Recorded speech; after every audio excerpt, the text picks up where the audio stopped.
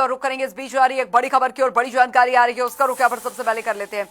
बड़ी खबर, बड़ी जानकारी आ रही है, वो आपको बता दें, निर्दलीय एमएलए देवेंद्र कादियान का बड़ा बयान इस बीच सामने आया है। जानकारी आपको दे दें, जनता टीवी पर बोले विधायक देवेंद्र कादियान, निर्दलीय उम्मीदवार सतीश नादल की होगी जीत, कादियान का दावा और इनेलो भी सतीश नादल का समर्थन करेगी।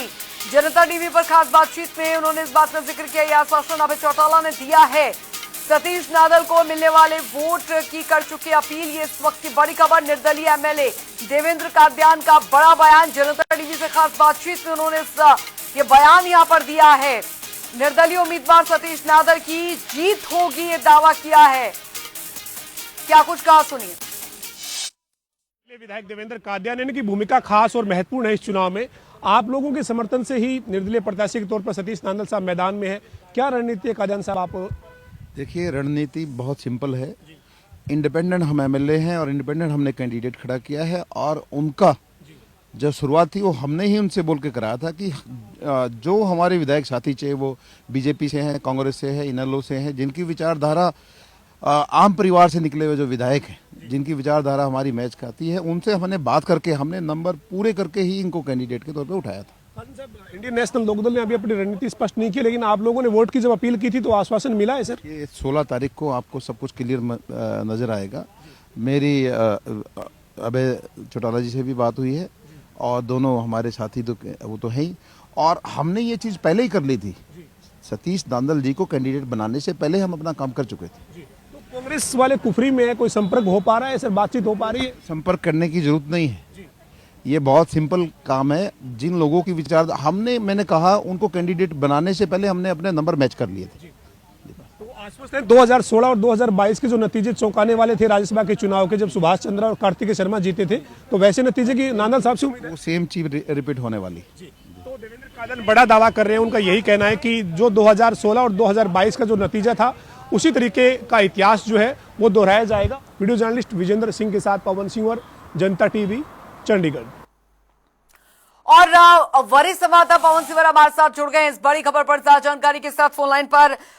पवन, निर्दलीय विधायक देवेंद्र कादियान का यह बहुत बड़ा दावा है यहाँ पर, फिलहाल आपकी भी खास बातचीत हुई थी, क्या कुछ उन्होंने इस दौरान कहा?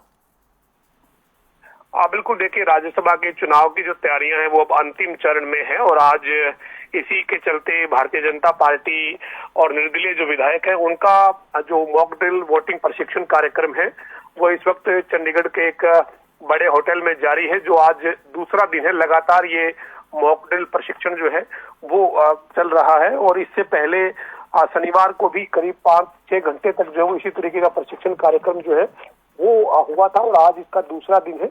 दूसरी तरफ कांग्रेस की बात करें तो कांग्रेस भी लगातार जो है वो अपने विधायकों को हरियाणा से बाहर हिमाचल प्रदेश में जो है वो रखे हुए हैं और वहां पर उनको प्रशिक्षित भी किया जा रहा है वोटिंग प्रक्रिया को लेकर। और ये काफी महत्वपूर्ण चुनाव हो गया है, चूंकि 2 सीटों पर चुनाव था लेकिन उम्मीदवार मैदान में 3 है।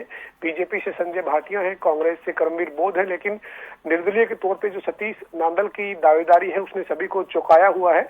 और इसी बीच आज देवेंद्र कादियान जो निर्दलीय विधायक है उनकी तरफ से जो दावा किया गया है कि 2016 और 2022 के राज्यसभा के चुनाव की तरह इस बार भी नतीजे जो है वो चौंकाने वाले होंगे, तो ये कहीं न कहीं एक बड़ी बात है, बड़ा बयान है।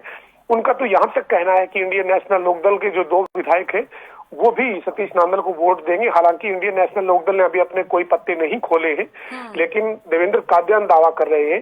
देवेंद्र कादियान का यहाँ तक कहना है कि जो कांग्रेस के जो विधायक है जिनसे वोट की अपील करनी थी उनसे भी वोट की अपील की गई है और उन्होंने कहा है कि पहले ही उनसे बातचीत हो चुकी थी। तो ऐसे में ये बड़े जो है वो दावे हैं देवेंद्र कादियान के, इन दावों की क्या हकीकत होगी ये कल चुनावी नतीजों के बाद ही साफ होगा। लेकिन पवन, नंबर गेम के हिसाब से पहले जहां सबको सेट माना जा रहा था, तीसरे कैंडिडेट के आने से पूरा का पूरा गेम ही पूरा चुनाव जो है वो ही यहाँ पर काफी रोमांचक होता नजर आ रहा है। अब कुल मिलाकर निर्दलीय विधायकों का ये दावा, दूसरा कांग्रेस अपना एक अलग दावा ठोक रही है अपने कैंडिडेट के जीत का, इधर बीजेपी का आज दूसरे दिन का प्रशिक्षण भी लगातार जारी है, यानी अपनी अपनी रणनीति पूरी तरीके से बनाई जा रही है। निश्चित तौर पर इस बार का जो राज्यसभा का चुनाव है वो सामान्य चुनाव नहीं रहा है, चूंकि 2 सीटें थी, 2 सीटों पर बीजेपी की दावेदारी जो थी उसके ऊपर बीजेपी के उम्मीदवार का जीतना तय था। कांग्रेस का संख्या बल है उसके मुताबिक कांग्रेस की जीत तय थी, लेकिन इसमें निर्दलीय के तौर पे सतीश नांदल की जो दावेदारी है उसने सभी को चौंकाया है और उनकी जो दावेदारी है उसने सभी को जो है वो एक तरीके से इस चुनाव के साथ जोड़कर रोचक इस चुनाव को उनकी दावेदारी ने बना दिया है। बहरहाल अपनी अपनी तैयारी और रणनीति में जुटे हुए हैं। आखिरी चरण है अब तैयारी और रणनीति का। अब सोमवार को सुबह 9 बजे वोटिंग की प्रक्रिया शुरू होनी है। इसके बाद देखना होगा कि किसके दावे जो है वो हकीकत में बदलेंगे, किसके दावों की हवा निकलेगी, ये जो वो नतीजा स्पष्ट करेगा। लेकिन एक बड़ा चुनाव हरियाणा में ये राज्यसभा का बन चुका है। बहुत बहुत शुक्रिया पवन सिवाल इस तमाम जानकारी के लिए। आपसे आगे भी अपडेट लेते रहेंगे।